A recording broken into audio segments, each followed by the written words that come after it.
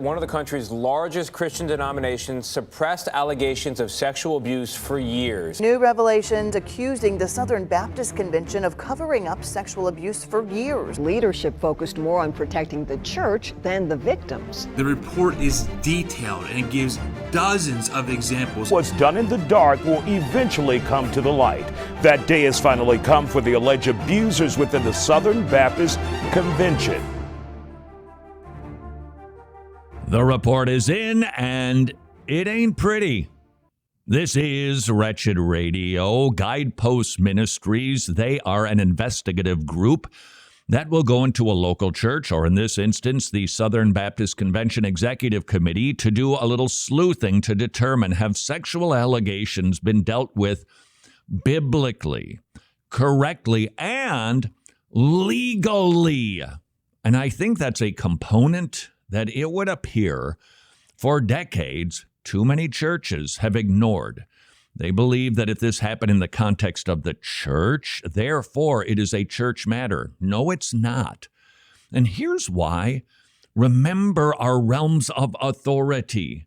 Remember that God has instituted certain groups, organizations, to make sure that people behave well and that our society functions correctly. And those three dominions, if you will, would be the government, the church, and the family. And if somebody, even inside the church, even if it's a pastor, breaks a law, they, not you, they have placed themselves outside of the jurisdiction of the local church and into the jurisdiction of legal authorities.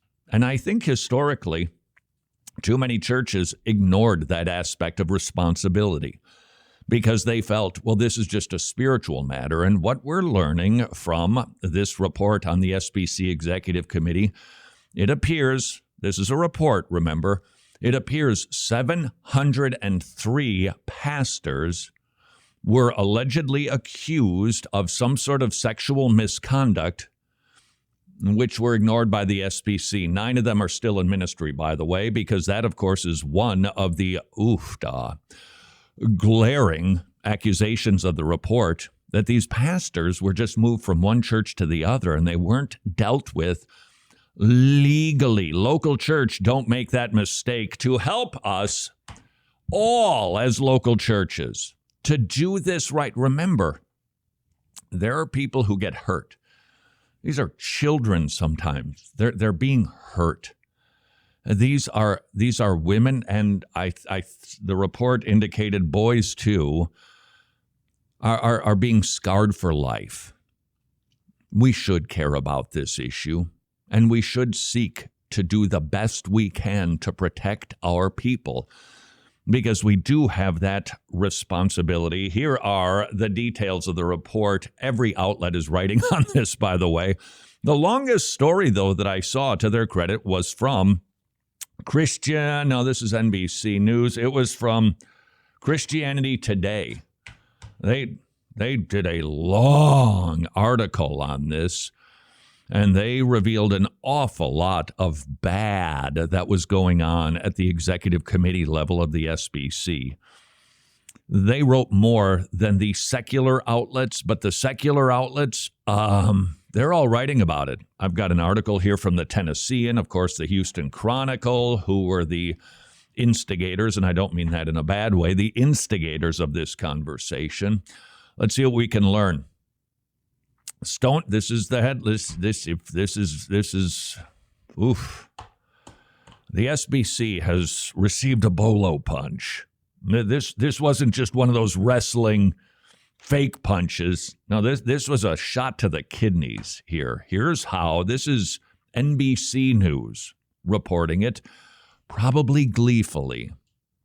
Stonewalled and denigrated survivors of clergy sex abuse over almost 2 decades while they seek to protect their own reputations. It was a 288-page report. These survivors and other concerned Southern Baptists repeatedly shared allegations with the SBC's executive committee, quote, only to be met time and time again with resistance, stonewalling, and even outright hostility from some within the EC.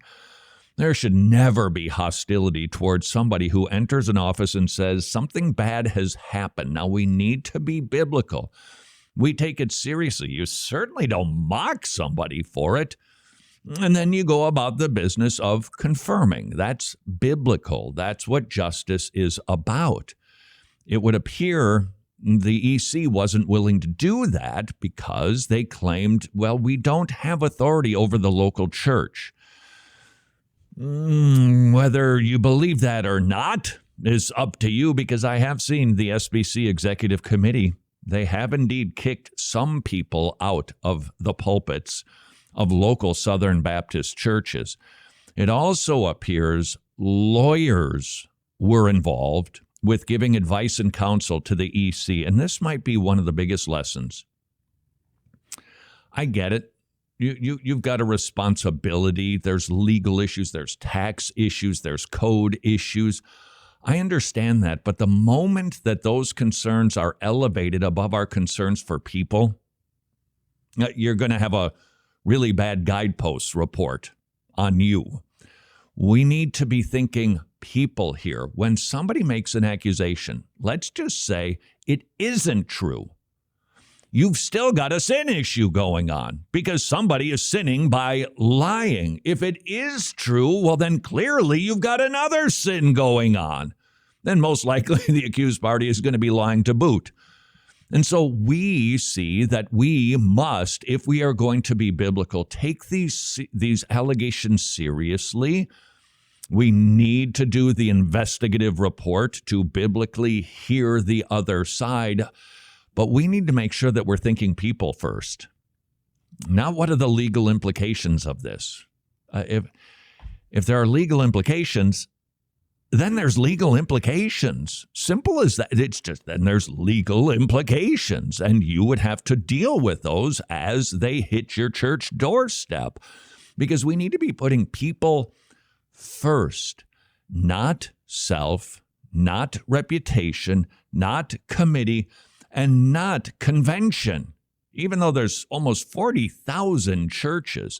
Now, there was a report, a testimony that was given that a pastor who was inappropriate with a woman, to say the least, told her and the husband, hey, if you bring this to light, you're going to be compromising 40,000 churches. And to that I say, boo-hoo, then you shouldn't have done that. We can't put those interests above the interests of people. And it appears, best I can tell, that's what was going on with the SBC Executive Committee. Survivors and others who reported abuse were ignored, disbelieved, or met with constant refrain that the SBC could take no action due to its polity regarding church autonomy. Again, somebody will have to determine how much autonomy the churches have, or if there is any authority over the EC, but it does raise a question. Let's just say that the EC, the Executive Committee, doesn't have any authority over a local church, and they hear allegations like this. So technically, they can't really tell them what to do, but biblically, shouldn't they have gotten involved? If you heard about this, wouldn't you say, hey, we need to figure out what's going on here, because we don't want people getting hurt. And the truth will be revealed as some sort of judicial process takes place. The truth will be revealed, and we need to be willing to let those consequences hit. And if we hear about these things, I think that there could be a lesson for you. You may hear about something like this in your church, or somebody who came from another church. Here, this would be a good test for all of us. Let's just say you've got somebody at your church who approaches you and says, you know, my last church, these horrible things happen. What would you do? You could say, well, that doesn't really affect me. I don't have any jurisdiction over that church. No, we should rush in to help somebody and help those who could be harmed again if indeed the allegations are correct. We must be putting people first before even a 40,000 church convention. Lessons to be learned? I suspect books will be written on the lessons learned from this. And we should receive those lessons and do everything that we can in the context of our local congregation to make sure we recognize jurisdictions. And if somebody commits a crime, into the hands of the law they go, because we want to protect people. This is Wretched Radio.